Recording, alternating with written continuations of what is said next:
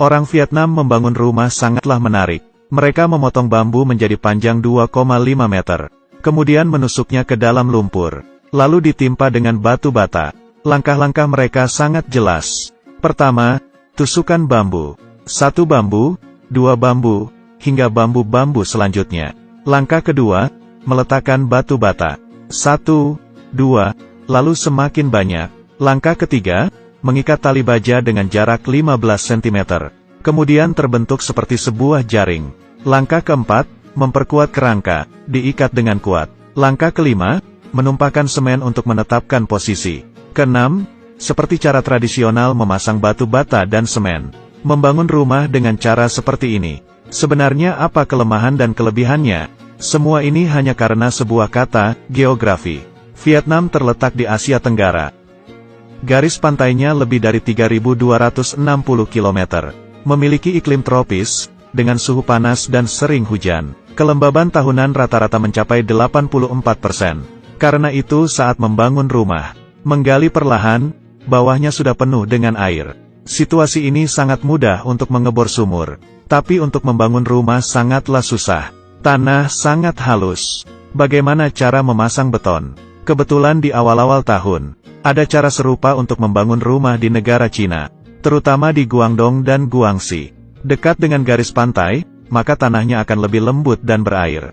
Kebijaksanaan para pendahulu tidak terbatas. Mereka juga sudah menyadari, pondasi dapat dipadatkan dengan tumpukan kayu. Cara pembangunan yang cocok untuk penduduk desa. Jangan menggunakan bambu, tapi gunakan kayu pinus. Kenapa sampai di Asia Tenggara kayu pinus berubah menjadi bambu? Ini karena perekonomian. Asia Tenggara kaya akan bambu. Dan bambu cukup kuat. Juga tahan air. Seperti direndam dalam air tidak akan menjadi lembek. Karakteristik seperti ini, membuat bahan pembangunan menjadi lebih murah. Bambu pun menjadi pilihan utama dalam pembangunan. Tanahnya lembut dan banyak air. Jadi menggunakan bambu untuk menutupinya. Rata-rata tiap meter persegi ruangan memerlukan 25 bambu. Kepadatan seperti itu, baru bisa memastikan tanah itu tidak bergerak. Setelah bambu menahan tanah, kemudian memerlukan pasir untuk meratakannya. Sampai di sini, sudah menyelesaikan langkah pertama membangun rumah. Tanah sudah dipadatkan, tapi air masih ada tersisa. Ditiup angin pun tidak akan kering, meskipun kalau kering, tidak dapat dihindari bahwa itu akan merembes dari arah lain. Menjadi seperti membangun rumah di atas air. Menaikkan pondasi untuk menutupi bagian air. Sebenarnya batu bata juga tidak perlu terlalu rapi. Karena tujuannya adalah untuk membentuk kerangkanya.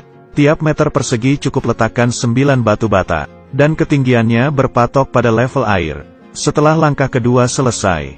Seperti cara tradisional membangun rumah. Tambahkan kerangka untuk menahannya.